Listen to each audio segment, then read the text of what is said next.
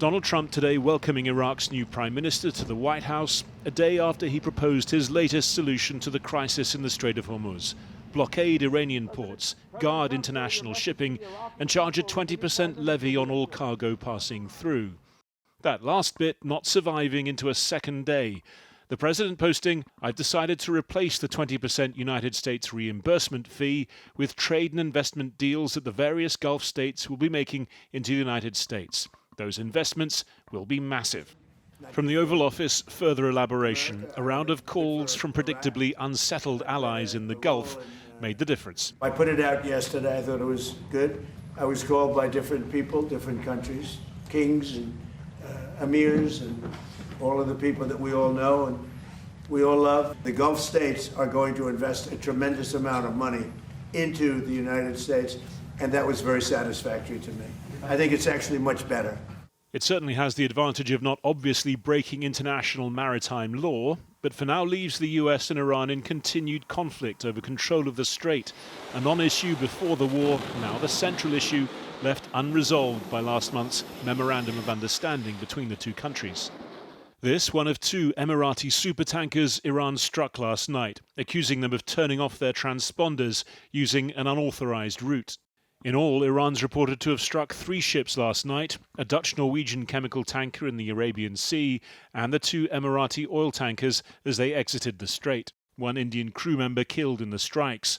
Before the war, an average of 130 vessels crossed daily. Since the signing of the MOU in mid-June, crossings did rise, peaking at 77, but the recent return to violence reversing those gains. The impact spreading from sea to air, with the EU's Aviation Safety Agency today advising against flights over Kuwait, Bahrain, Qatar, the UAE and the Gulf of Oman. Iran today launching missile attacks on US bases in Bahrain and Jordan. This afternoon, air defenses also triggered in Kuwait. It followed an overnight wave of attacks by the United States on targets across Iran, and there have been more through the day, still some way short of the kind of escalation required, in President Trump's words, to take the strait and guard it, with all the political as well as military risks as US midterm elections get ever closer. It demonstrates that the war has not gone the way that President Trump wanted it to.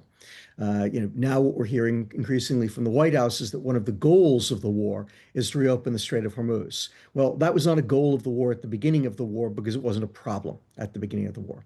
And with the strait backing up once more, the economic consequences starting to build. Oil prices, UK government borrowing, both seeing renewed spikes this week.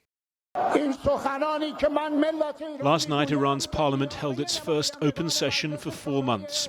For all the unified chants of death to America, continued reports of senior-level disagreements on whether still to pursue the deal with the US. Few doubt, though, that Iran is prepared to pay a high price to keep the key weapon this war has uncovered, control over the Strait of Hormuz.